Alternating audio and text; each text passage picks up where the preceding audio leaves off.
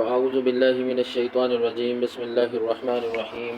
آج کا سبق فویل، ہلاکت ہے، للذین، ان لوگوں کے لیے، یکتبون، جو لکھتے ہیں، الکتاب، کتاب، بایدیہم، اپنے ہاتھوں سے۔ فویل للذین یکتبون الکتاب بایدیہم، بہت بڑی ہلاکت ہے ان لوگوں کے لیے جو کتاب اپنے ہاتھوں سے لکھتے ہیں۔ ثم، پھر، یقولون، وہ کہتے ہیں، ھذا، یہ، یعنی جو لکھا ہے، من عند اللہ، من سے، عند اللہ، اللہ کے پاس۔ ثم یقولون ھذا من عند اللہ، پھر وہ کہتے ہیں یہ اللہ کی طرف سے ہے۔ لیشتروا، تاکہ وہ حاصل کریں، بہ، اس کے ساتھ، ثمنا، قیمت، قلیلا، تھوڑی، لیشتروا بہ ثمنا قلیلا، تاکہ وہ اس کے ساتھ تھوڑی قیمت حاصل کر سکیں۔ فویل، ہلاکت ہے، لہم، ان کے لیے، مما، بوجہ اس کے کہ کتبت، لکھا، ایدیہم، ان کے ہاتھوں نے۔ فویل لہم مما کتبت ایدیہم، بہت بڑی ہلاکت ہے ان کے لیے جو ان کے ہاتھوں نے لکھا۔ وویل، اور ہلاکت ہے، لہم، ان کے لیے، مما، اس وجہ سے، یکسبون، جو وہ کماتے ہیں۔ وویل لہم مما یکسبون، اور ہلاکت ہے ان کے لیے جو انہوں نے کمایا۔ اب اس آیت میں، اس سے قبل اللہ رب العزت نے یہود کے کچھ گروہوں کا ذکر کیا، یعنی ان کی کیٹاگریز، ان کو واضح کیا۔ نمبر 1 گروہ وہ تھا جو علماء یہود کا تھا، دوسرا گروہ منافقین یہود کا تھا، اور تیسرا گروہ جو کل ہم نے پڑھا وہ امیون کا تھا، یعنی ان پڑھ ان لوگوں کا تھا۔ اور اب چوتھے گروہ کا ذکر ہے کہ فویل للذین یکتبون الکتاب، کہ یہ چوتھا گروہ کہ جو کتاب کو اپنے ہاتھوں سے لکھتے تھے۔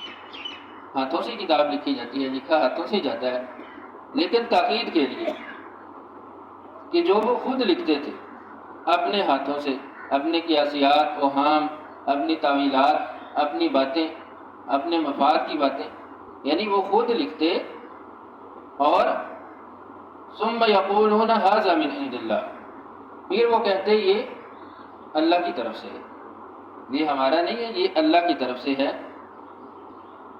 لیشتروا بہ ثمنا قلیلا، یہ سارا کام کرنے کی وجہ کیا تھی؟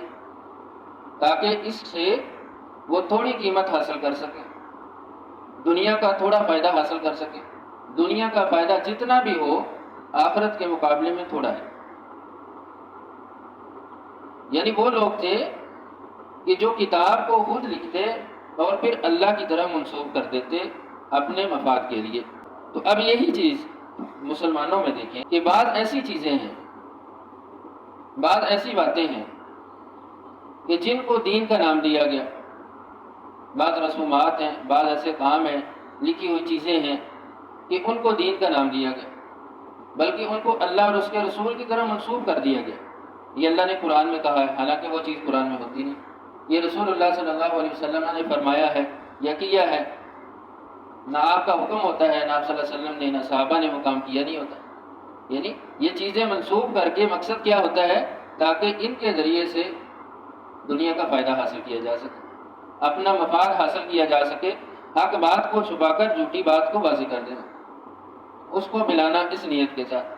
اور یہود بھی یہی کرتے تھے، اور اس طرح وہ اپنی باتوں کو خلط ملط کر دیتے اللہ کے کلام کے ساتھ، کہ جو پڑھنے والے ہیں، سننے والے ہیں، وہ سمجھتے کہ شاید یہ بھی اللہ کا حکم ہی ہے۔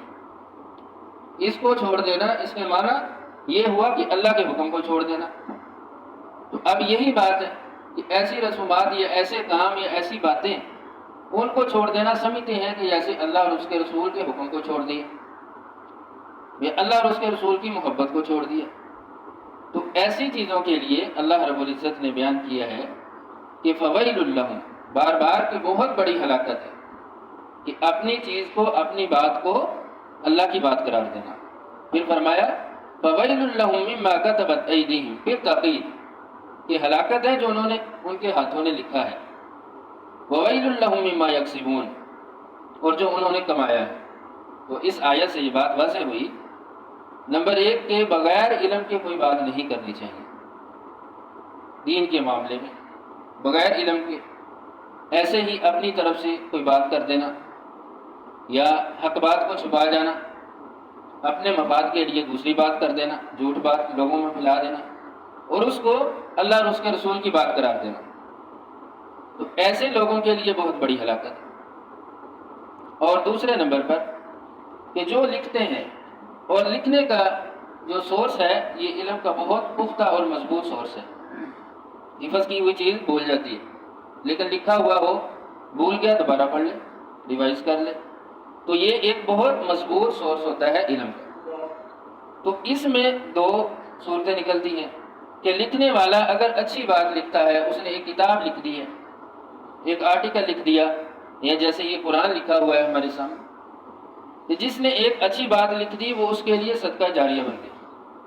یعنی لکھنے سے پہلے یہ بات سوچنی چاہیے کہ آیا کہ میرے الفاظ اچھے ہیں، قرآن اور سنت کے مطابق ہیں، سچی بات ہے یا جھوٹی ہے؟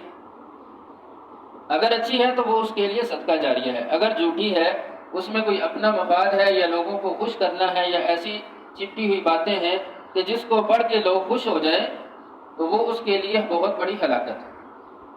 تو دوسری بات اس سے سمجھ آئی کہ اگر ایسی چیزیں جو اپنے مفاد میں لکھی جائیں وہ سچی نہ ہوں اور اللہ اور اس کے رسول کی طرف منسوب کر دی جائیں تو یہ ایک بہت مکروہ عمل ہے، اور اس کے لیے اللہ رب العزت نے بہت بڑی ہلاکت قرار دی۔